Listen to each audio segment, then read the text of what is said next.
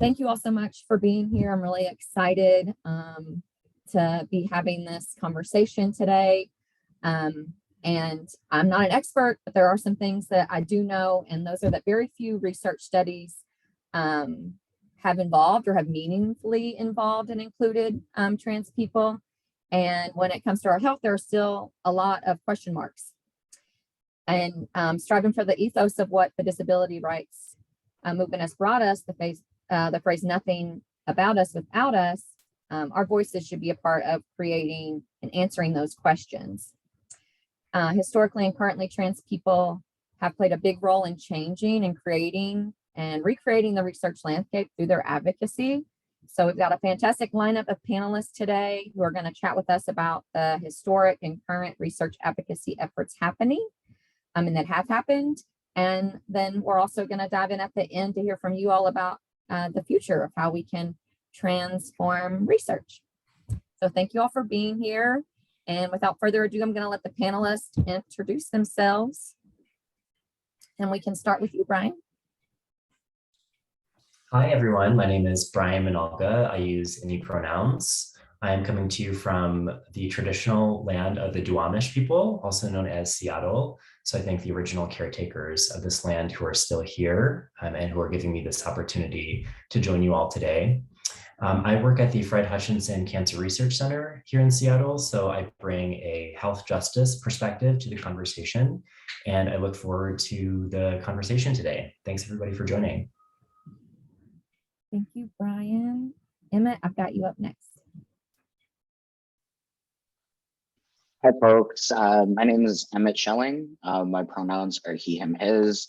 I'm currently one of the co-directors for the Trans Forward project, Texas Health Collaborative Research Project that's been going on since, I believe, 2018.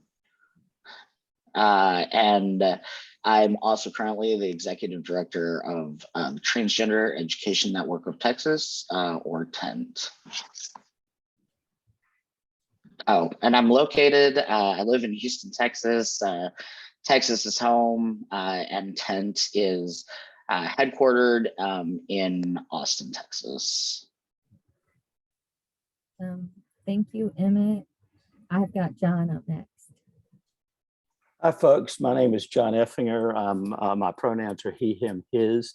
Located in Austin, Texas, and with Emmett, we co-lead Trans Forward Texas Transgender Health, which is a, gosh, Emmett, we go back to 2016, a collaborative between TENT and Equality Texas Foundation.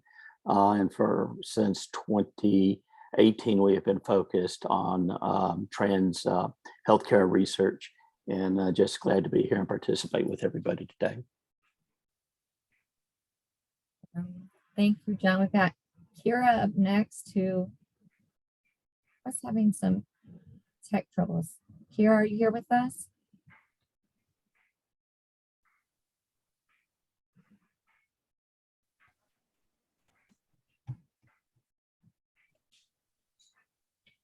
A lot of participants, which is great. I was trying to get through the list to see if she got in. So we might come back to Kiara. So I'm going to hop down to you, Sybastian. Thank you so much, Cassie, and thank you all for having me here and sharing space. I look forward to the conversation. I am Sybastian Smith, or Sy for short. So if you hear Sy out in the community, it's me. I don't have a twin. I need one, but I don't have one. Okay, so I am Sy Smith, and my pronouns are he and him. I am the organizing director over at the National Center for Transgender Equality, and that means all things community mobilization. I lead up a lot of our state legislation activities. I work a lot with Emmett and the good folks over at TENT with all of the things happening in Texas and many states across the country. So this is just a snippet of a lot of the work that I do. And I also have my hands into grassroots organizations and volunteer a lot of my extra time in that aspect as well. So again, just happy to be here and sharing this space with you all for this conversation. Thank you all so much. We will dive right in with the first question. And Sybastian, can you speak to some of the historical landscape of trans research and what stands out most to you?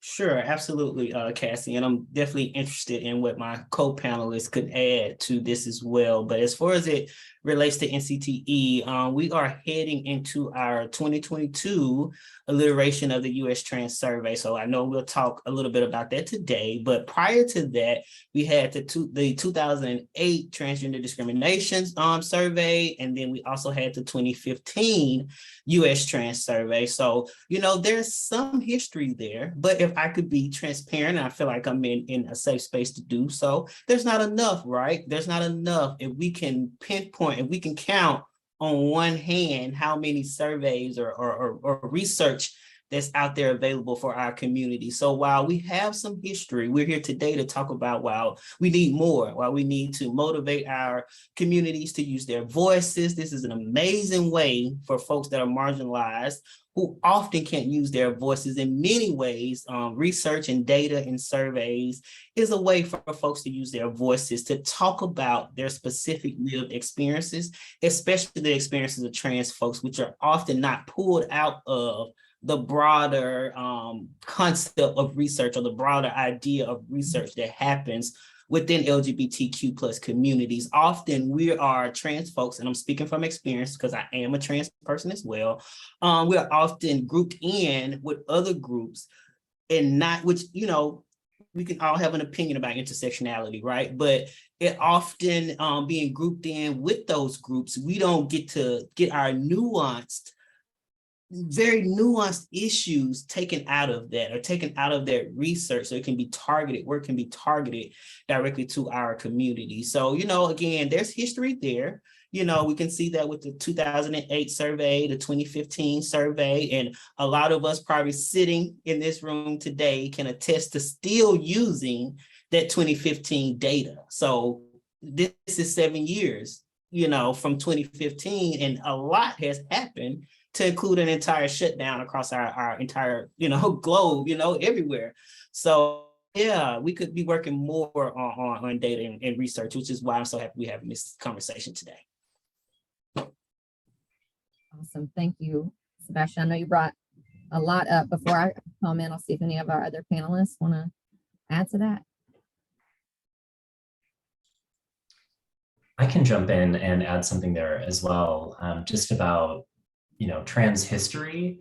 I think sometimes there's this notion that this is like a new thing we're trying to do, like represent transgender people, but we forget, and mainstream society forgets, that trans people have always been here in, you know, on planet Earth ever since, you know, human civilization has been around. There have been transgender people.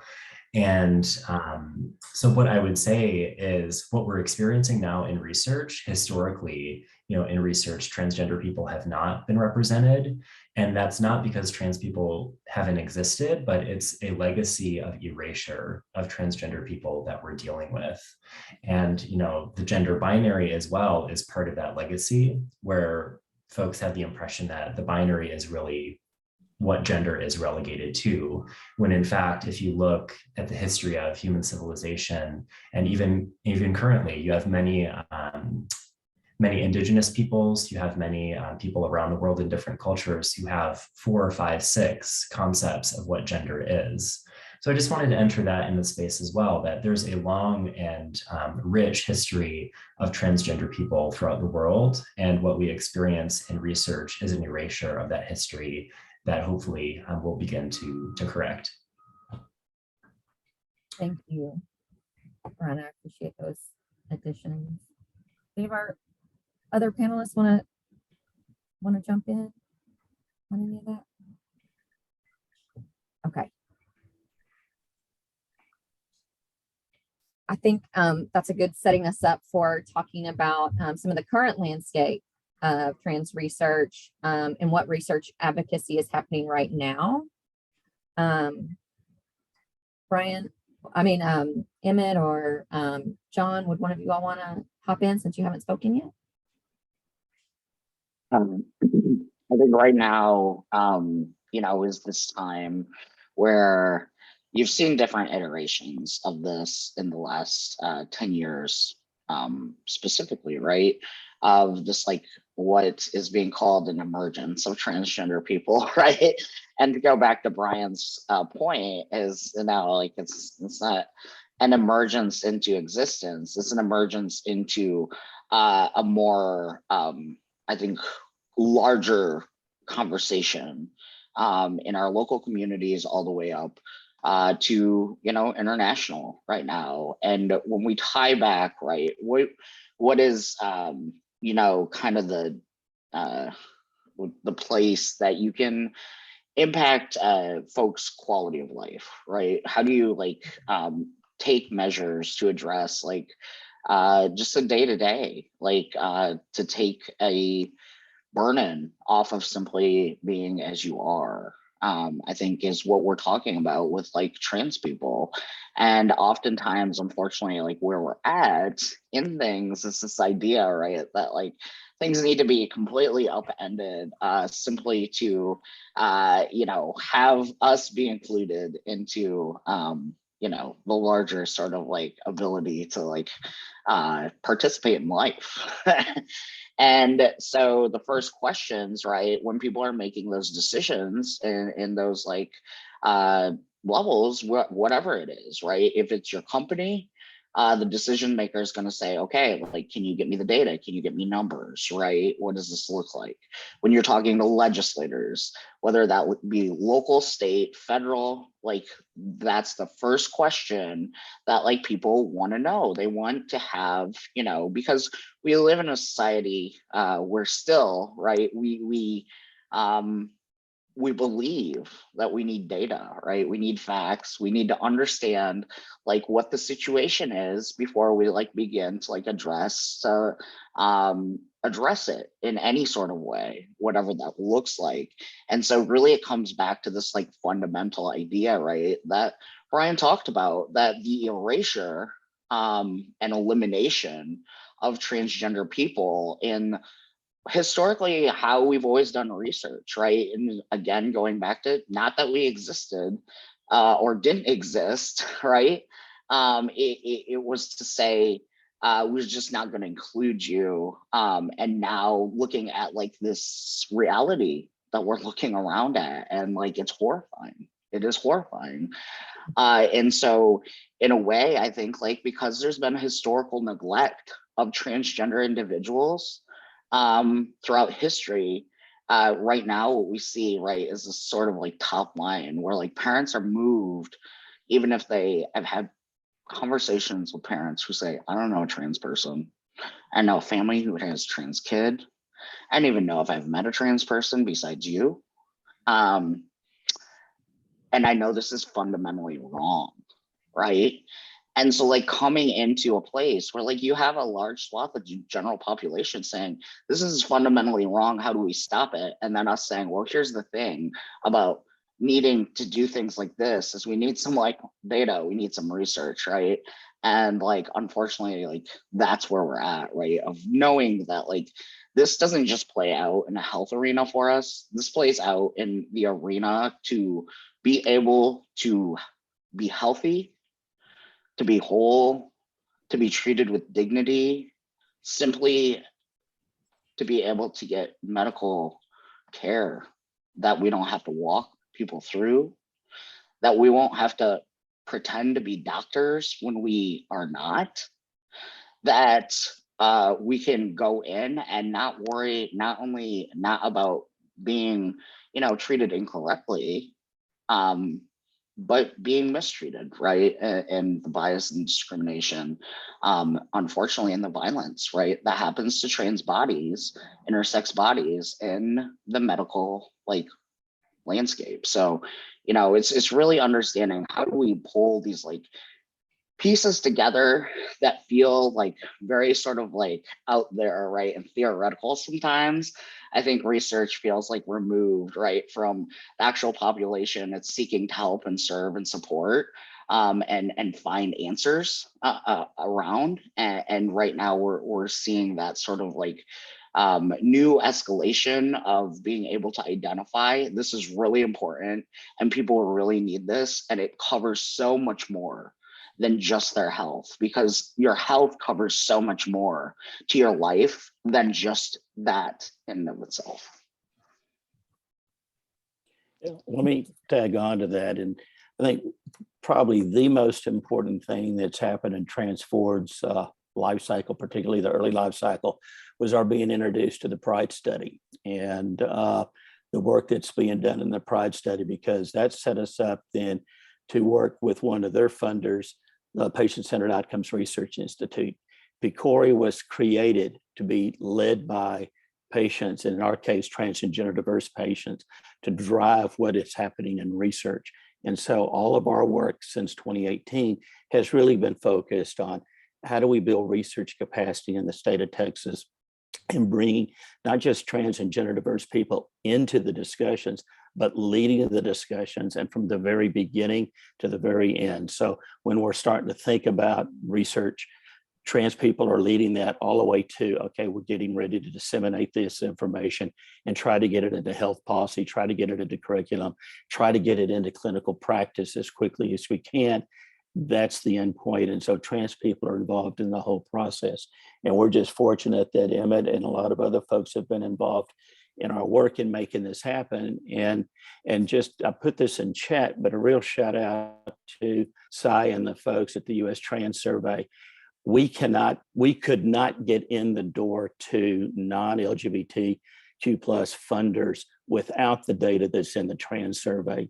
And even though it's 7 years old, we're able to take and look at Texas-specific cutouts versus the national and show where we stack up. And that actually helps us get in the door and drive conversations. And I think to that point, THI is part of National Network of Public Health Institutes, which are 40 public health institutes and another 10 public health training centers that are responsible for training public health people across the nation.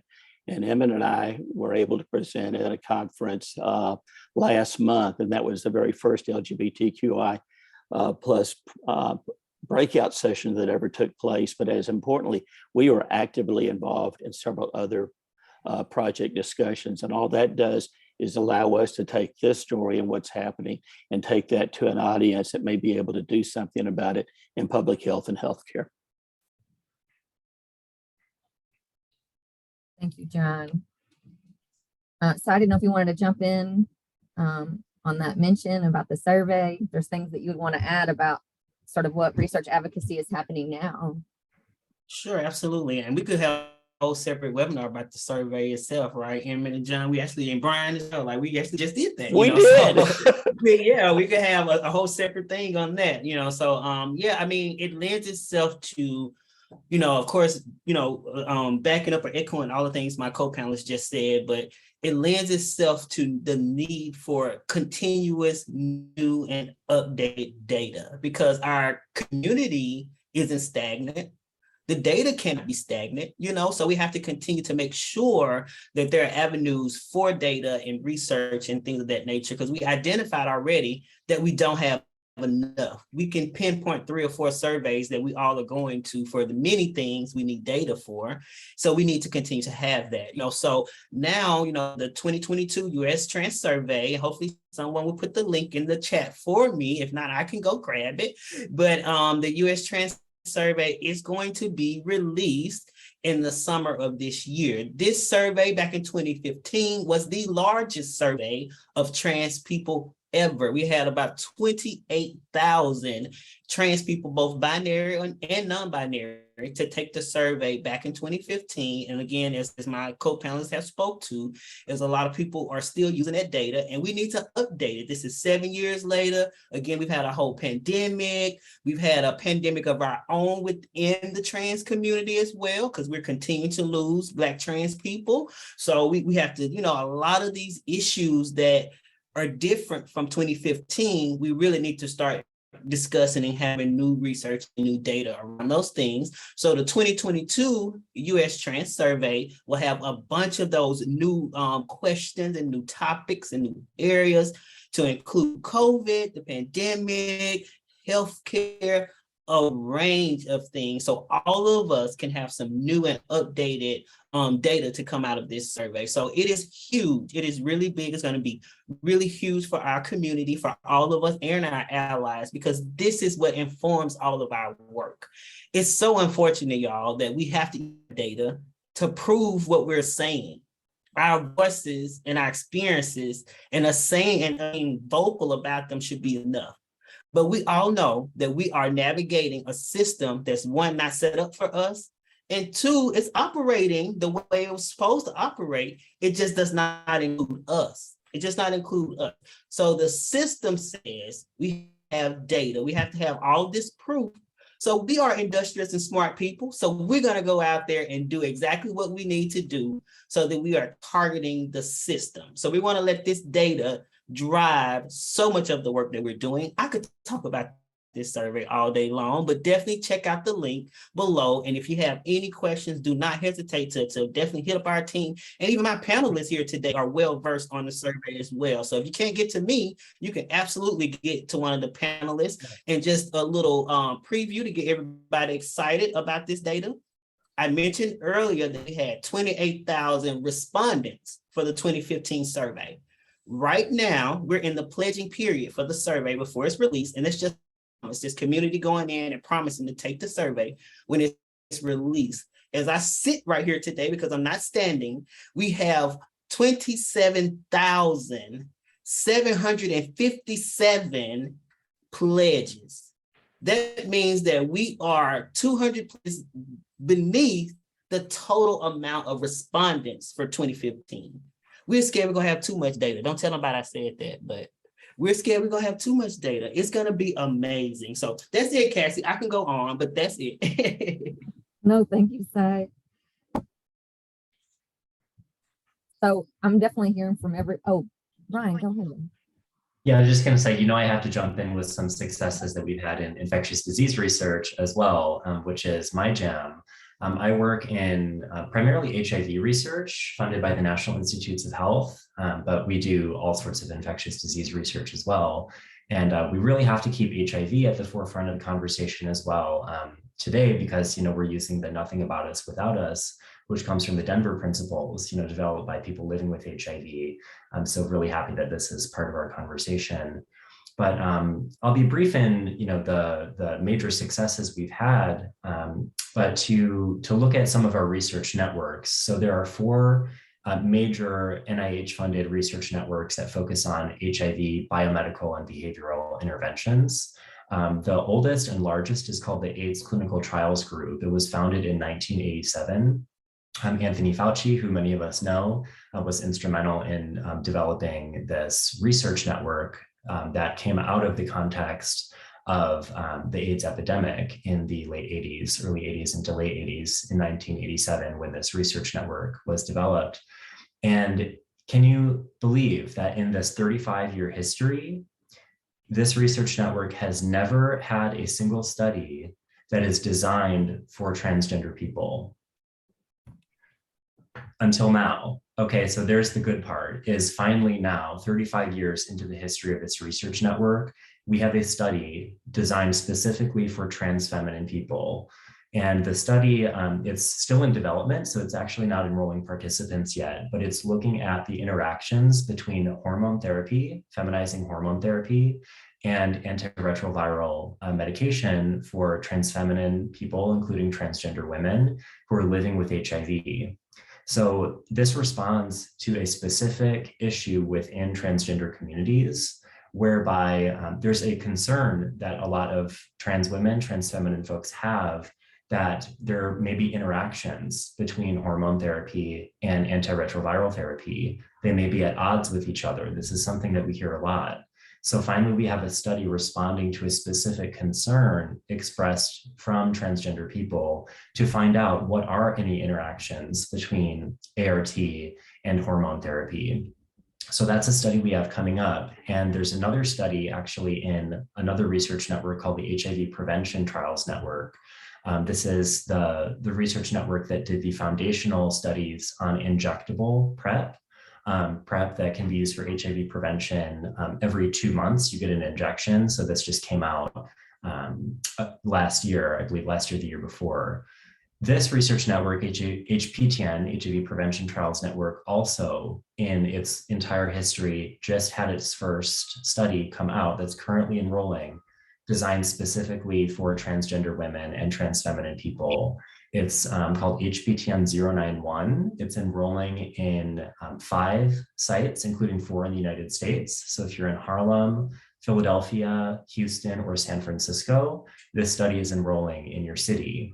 And it's similarly looking at the interactions between antiretrovirals, in this case, PrEP, to prevent HIV for those who are not living with HIV, and feminizing hormone therapy.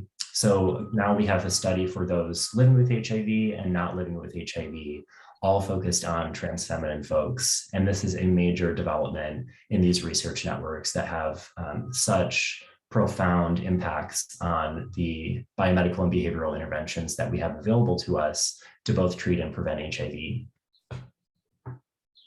Thank you so much, Brian. I really appreciate you adding some more context around things that are currently happening. And I know it's clear over that 35 years that there was a lot of advocacy done to get to that place. So raising up all of that work. Kiara, I know that you were able to join us. Yes. And so we're so happy that you're here. I don't know if you want a couple seconds or not, but I'd love either now or if you want another minute to introduce yourself. My apologies, everyone. Like there was I live out in Mount Vernon, New York, other side of the Bronx, and like the weather, like where I am, my internet for some reason is doing shows today. But Jumbo, my name is Kiara St. James. She, her, goddess are my pronouns. I'm the founder and executive director of New York Transgender Advocacy Group.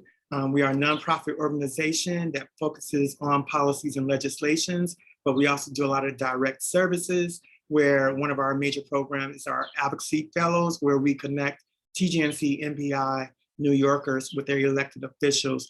And it's what I like to call making the abstract personal. Because for many years of me fighting for Gender Expression, Non-Discrimination Act in New York State, oftentimes I would come upon elected officials, mainly Republicans, who said they didn't know anyone who was trans, right? And I always say that you know of. And so it's a way to like really stop talking about TGNC people in an abstract way, because now we're on the elevator with you. Now we're bringing you your coffee, right? We're in the room when you're discussing legislations and policies that are impacting our community. And so that's the work that I do here in New York City, in New York State. Yeah, thank you, Kiara. Lifting all of that up, and so happy that you're here. We were actually just talking about some of the current landscape of research and research advocacy that's happening now, and some of the wins that we've had, and folks have been talking about important surveys that are coming out, and that are coming out and that are open now, and just like the strength in numbers, having that data become stronger and makes our communities healthier. And I think that was really leading into our next question, which is about in what ways research can spark social change and improve the lived experiences of trans people. I know this is something we could also probably talk about for a while. Kiara, I don't know if you want to jump us off on this since you just joined. Sure. One of the things I say when we talk about research, that's part of the data. Data are our receipts. It is a way for us to prove why our community must be invested in. It's a way to bring more equity to those communities underserved. Currently, as maybe a few of you may know this, when you talk about donations to the LGBTQIA community, only 2 cents goes directly into the TGNC and the I community, right? And so one of the main reasons why I and so many other folks across this nation, we fight for data collection is a way to show that there is a need. I was at a conference a few years back, and my good friend Tori Cooper, she stated so eloquently, equity means those who need the most, they get the most. And how we show that there is a need is through that data, through the research, through focus groups, so that folks understand, like, yeah, who are these people? Who are these TGNC MBI folks? Who are they? Well, the data research will show who we are, right? And it's a way to say, now that you know who we are, run us our money. I'm going to just put it that way, so I don't know if I answered your question. Yes, you did. That was great. Thank you so much. I don't know if Emmett or John, you also want to jump in on some of the maybe concrete examples of ways that research has sparked social change.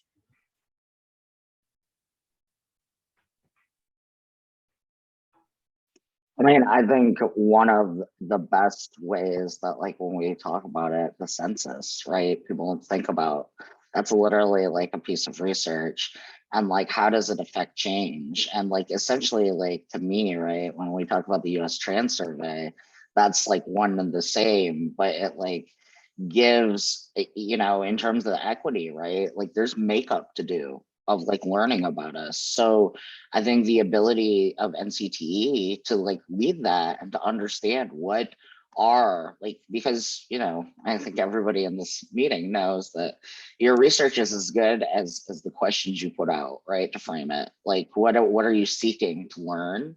What information are you seeking to pull from people in the most honest and I think unfiltered way, right? That still directly addresses what you're trying to learn. And I think when we talk about social change and we think about what is a huge research project, but I think we all can understand what impact that has and how enormously effective it's been when we do it right, where we know where we need to direct funding to, where do we need to understand right now, I think one of the most frustrating places for me to be in is admittedly somebody who does not have a ton of HIV health knowledge, right, and policy in the depth that I need to, right, to be able to build this programming out in an organization that I'm steering, right? So what does that look like? And then coming into a space where the information provided, I'm okay, maybe that's right for HIV, but and I'm having to sort of piece this together and connecting it, right, in a way that makes sense and is actually genuine and reflective of the community and what I understand and see and hear on the ground. And so I think that in of itself, that tells us a lot, right, of how does that impact, what does this look like of research to policy to change, of how this has a direct impact on the day-to-day just lived quality of life for people. Yeah, and to pick up on Kiara's point, I think to watch the look on people's face that have no concept of the community and say 1 in 150 Texas adults are trans or gender diverse, and we know that that's low by a sizable amount, gets people's attention. All of a sudden they have no clue. And so, the more that we can find ways to tell stories to help illuminate what's needed and how quickly we should be getting there to get that data so that we have evidence-based data that's built on trans and gender diverse experience as opposed to someone else's experience. That's become kind of a cornerstone of what we're trying to do. But yeah, when you mention to somebody who's just totally, somebody in healthcare or public health, you mentioned 1 in 150 adults and it just, wow, really? Yeah, been around for a while.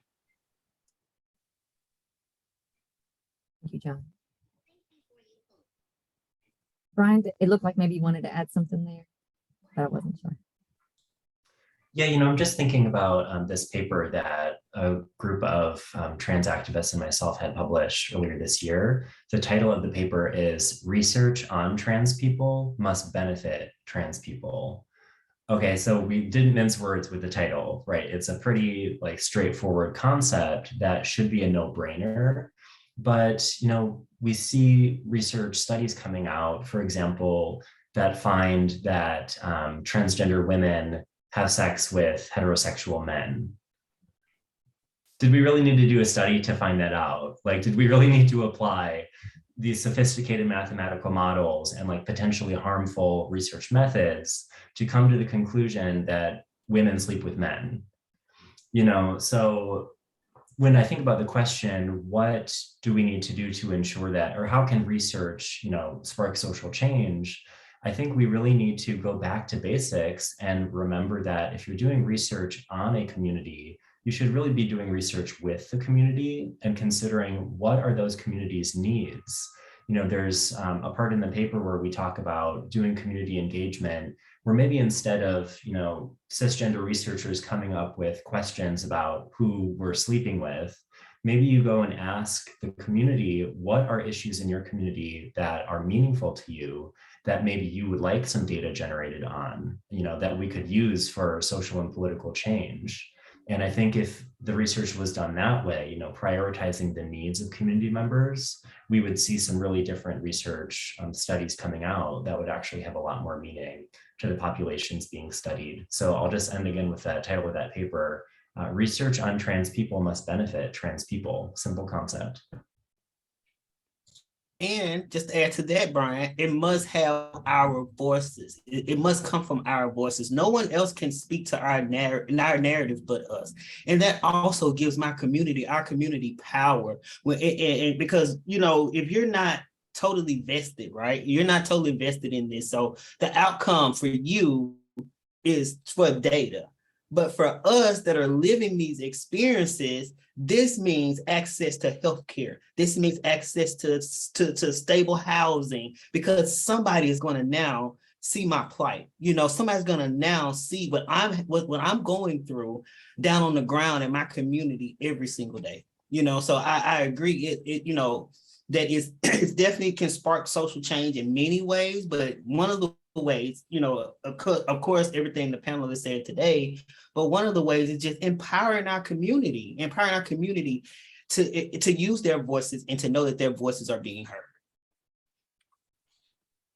And if I may add, you know, in the HIV community, there is a term, acronym we use, MIPA, Meaningful Involvement, People Living with HIV, right? And so that's what we really need to continue to stress when it comes to the TGNC and BI community, that it is up to, like, they need to take their lead from us, right? That we are the experts in what our community needs are. And so, and stop reducing us to this salacious type of, oh, who do you sleep with? Or, oh, why do you sleep with trans people? Like, it's none of your business. Like, I just feel like that's just very intrusive.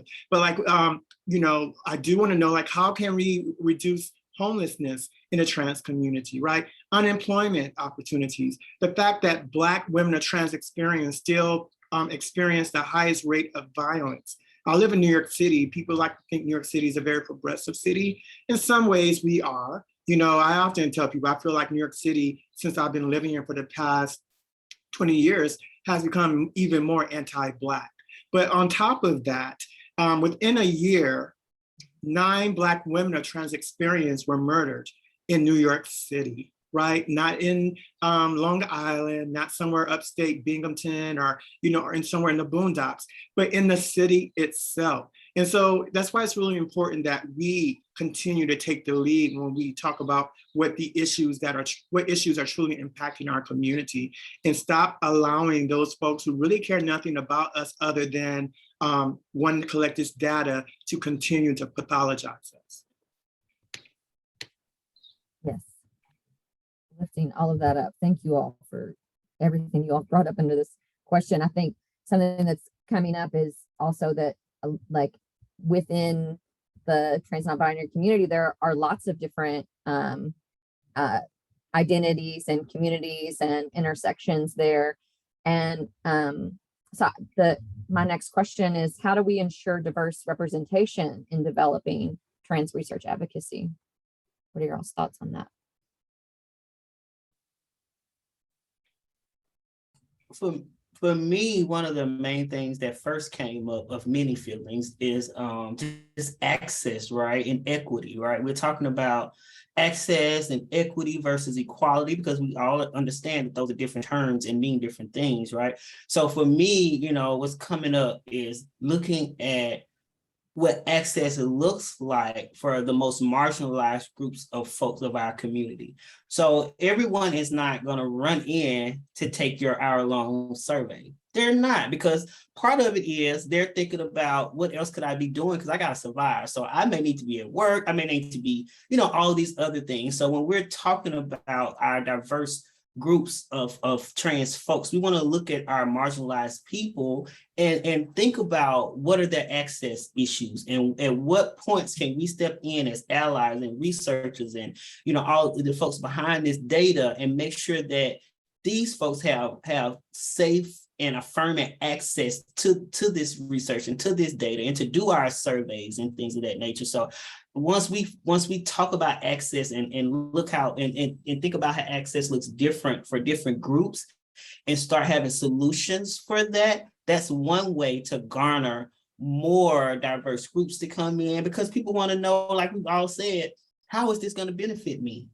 And then if I can be even more honest, how are we affirming our community in the moment who may have come to your organization to do a survey and maybe missed out on a couple hours of work or missed out on a meal? How are we going to compensate our community and take care of them in that way? Because we're asking for a lot of emotional property that's triggering from our community. So we have to make sure we couple in all of this access conversation is the needs of our community, diverse needs of diverse people, and how do we make sure all people are affirmed and seen in these surveys if we really want the accurate and wealth and broad data that we need across all of these communities.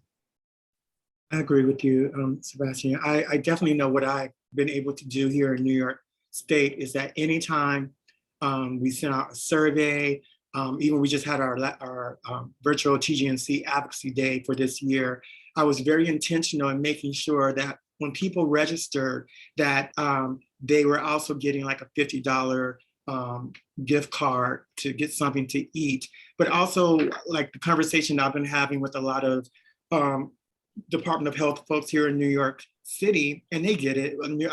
That's one of the ways I love about New York City, that we're becoming a lot more progressive, is that they do understand, like if you're asking me to bring together some 20 to 30 Black and Brown women of trans experience, there isn't an expectation of compensation to those young ladies for giving of themselves and of their intellectual property, because that's what we're asking. We're asking for Black and Brown trans women to give of our intellectual property. We're asking them to relive trauma, right? And so there must be, and I hate to say that it must be compensation for trauma, but yeah, there needs to be compensation for wanting my community to really be able to sit in a room and be asked all these very invasive questions. Like I do feel like that's the first step we have to really make sure that we are continuously pushing, is that when you're doing a survey, when you're doing anything that you need information from my community, that there is an expectation that you're going to compensate my community for their lived experiences and what they are sharing of themselves. I think, to add on to both what Sybastian and Kiara, so wonderfully laid out is, there was like a hesitation, where you're like, I don't want to say like, trauma should be paid for. But what I am going to say is like, this lived experience has been labor. It's been labor and that's been paid for with trauma. And the information that y'all need, that these folks hold, again, is going to be a replication of that trauma to provide the information.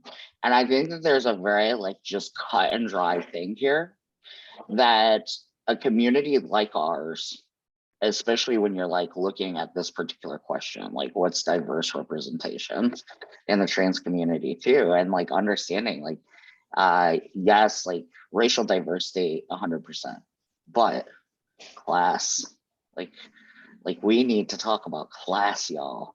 We need to talk about access. We need to talk about disabilities, and like all of this context. When we talk about a diverse, like sort of like population, that essentially like acts as like a sample, like representation of like the community.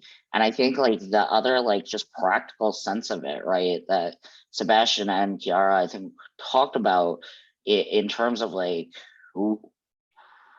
our community has been ignored and left behind for so long that now, in order to get us even anywhere close to parity, like it's gonna look different. It is gonna hurt, I think, in ways that like honestly like there are like historical like sort of white dominant, academia dominant, like sort of like particular population that's been in the like primary seats of like decision making power and the in research, right, as a whole. So what does that now look like? And I think like it comes down to like understanding there's a cultural humility that needs to be like really like embodied to make this successful. Because if you come to this question with how do we ensure, is the first step is to say, what does cultural humility look like in this situation? So it might be that your like entity, like your organization doesn't have that person, and that's okay. But then what's the next step within the community that like exemplifies like that cultural humility, this idea of a Denver model, right? Nothing with about us without us, and like plugs it into a way that's actually going to be beneficial, right, for the whole thing. Because you have a community of folks who understand there's money in research, like period, point blank. I get it. The budget is like a different thing. As an ED, I get it. Like I deal with like Gen Z all day, every day, who's like, I saw Ariana Grande gave you money. Can I have money? And I'm like, sure, but like it'll be for me. I mean, not her, because like, you know, this, let me break it down for you, right? But there's a practicality of like, not that we're stupid, of like, we know that for so long the system's been like put in a way, like people have power over budgets, period. You have power over that budget. You have power in the funding to say like, hold on, we have to like really connect what we're trying to do with like actually like what does this look like in this sense, you know.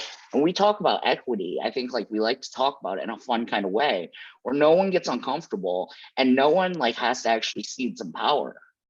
But like that's not equity. And so like I think like that has to be named too, of like instead of just saying the like sort of like nice like palatable words, like I have to come in and say like, listen, equity means like you're going to be in some discomfort, you're going to be ceding some power, because people who have historically never had this like need to step into it and are over like well deserving of what this looks like. So I think it comes down to this cultural humility, for one, of like we have like important things and valuable things that we can teach the trans community because we have not been let into these spaces. So like please, like this is a collaborative thing. Don't think of it and like the trans people are coming and they're like, oh, like if we're going to help you, then you're going to pay it. Like it goes beyond that.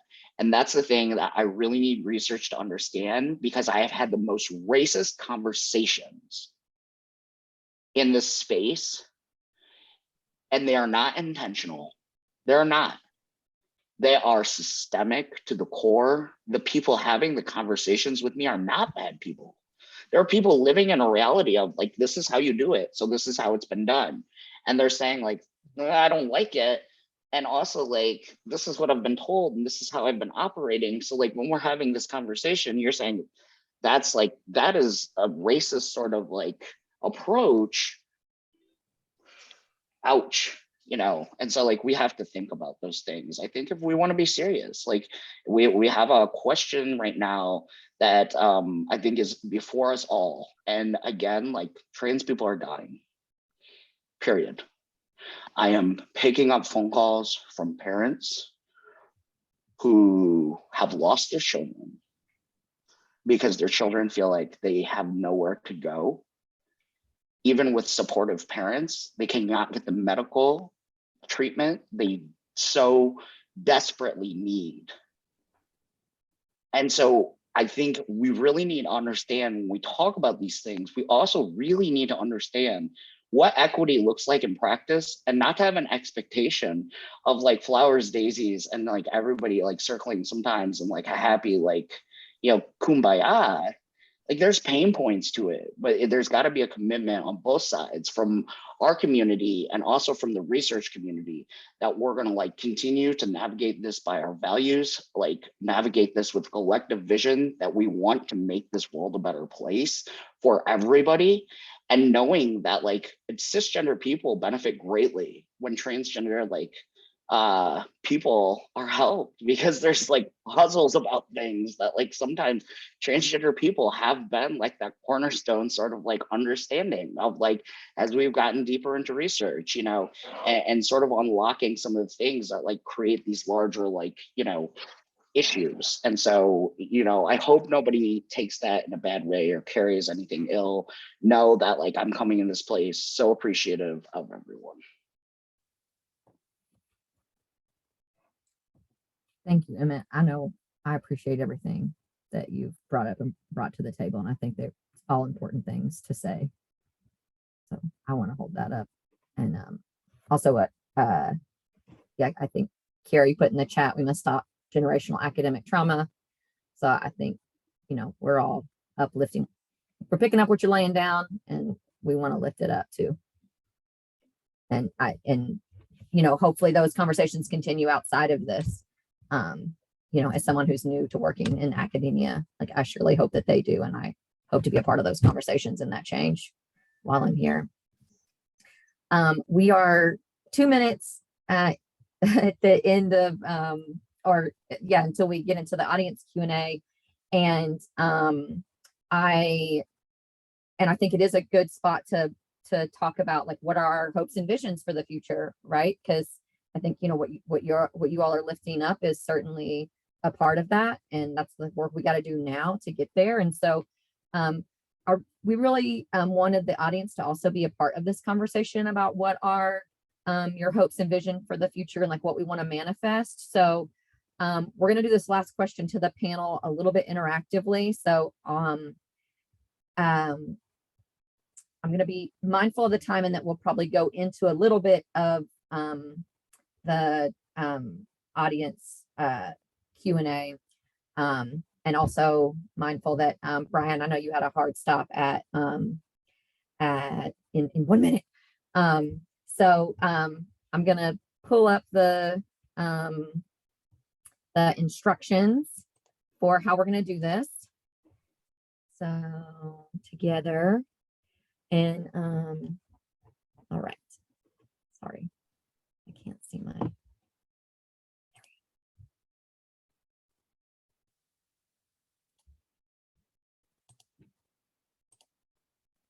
Okay, is everybody seeing the instructions that have a QR code? Okay, so Mari has put the direct link. You can click from the chat on that direct link, or you can use a smartphone to scan this QR code. And I can see here, everybody can see here, see these little hearts, a little kitty cat, little thumbs up. That lets me know people are in. So once you get into this screen, when I click the next screen, we'll see the question that I posed come up, and the audience will be able to put their own answers, and they'll show up on the screen. We can all see them together, and the panelists are going to respond to the question and also respond to things that are coming in through the chat. If you need any help, reach out to Daniel or Mari, who can help with technical assistance. And I will go ahead and click to the next page. So this should either show up on if you push the website, or if you used your phone to scan the QR code. What are your hopes and vision for the future of trans research advocacy, and what do we want to what do we want to manifest? And while we're waiting for answers to come in, if any of the panelists want to jump in to talk about what they want to manifest. Get that going. The trans research change forever. And finally,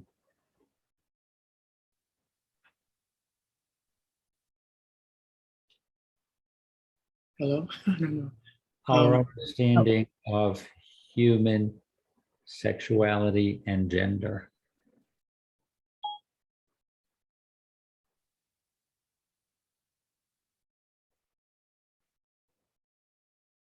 So one of the things I definitely would love to see manifest is are that researchers understand the critical role that Black and Brown trans-led organizations across this country play, right?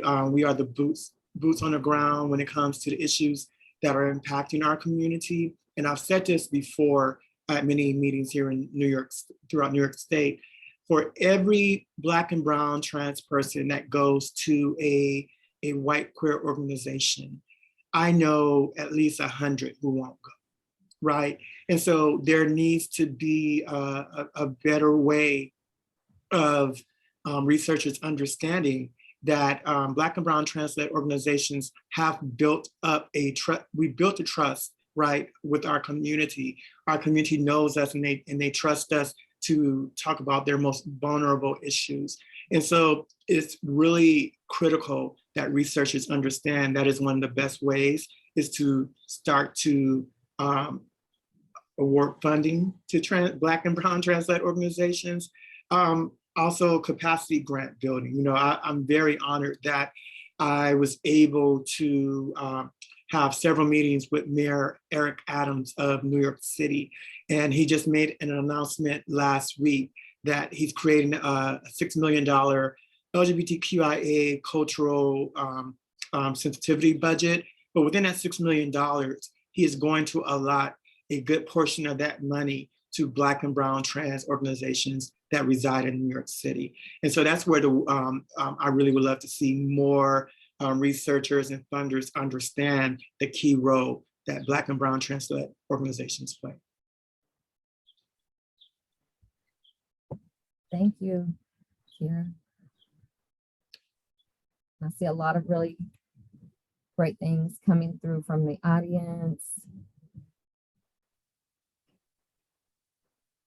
Yeah, I was gonna just jump in, Cassie, and echo Kiara's sentiment that we absolutely have to tap into our Black trans-led organizations and our Black trans leaders, and making sure that those us that are marginalized within our already marginalized group of folks and our nuanced issues are highlighted in ways and paths to leadership and paths to access, and all those good things is also supplied to this particular community, because we're often left out of the broader conversation of trans rights. So I can only definitely echo everything Kiara said and everything as it relates to BIPOC, well, let me say Black organizations, as because let's be honest, and language is tricky, right? Language is tricky, which is another thing that we really have to talk about, and how language differs across cultures and culturally, right? So while we want to hold space for all of our marginalized communities, we have to make sure, even in research advocacy, that we're also pulling out our communities. We're pulling out Black folks from folks of color. We're pulling out our Indigenous people from people of color, and giving them the voice and the opportunity to say what that experience is like for them. My experience as a Black trans man does not mirror the experience of probably anyone else on the panel or anyone else in the audience, and vice versa. There's some other folks here that have experiences that I can speak to, but I can't speak to from a place of that's the walk I have in my particular life, So my hope is that all of those here come that word again, nuanced and marginalized topics and areas that really focused on the group of folks that are out here losing their lives. Because as I think Emmett says it, I cannot say it any more urgently, trans people are losing their lives. Trans people are losing their lives. every day, you know? So I really feel like we have to make sure that all of us have a path to our voices being heard. And that's my hope. That's my hope, that we all have a future where all of our needs and all of our issues are being addressed right along with the broad scope of things that are happening, you know? So we talk about, you know, intersectionality, and I know that elicits a lot of emotions, rightfully so, but if we want to put a different spin on it, we all have those overlapping identities, those overlapping experiences that we have to really talk about. So that's my hope, and I think that we're on the way. You know, it's we have some amazing folks around this nation that are doing this work. So I think we're on the way. It's slow, but we're on the way. Thank you, Sy. I do want to keep the commitment to the audience to be able to ask questions to the panelists. So I'm gonna stop recording and stop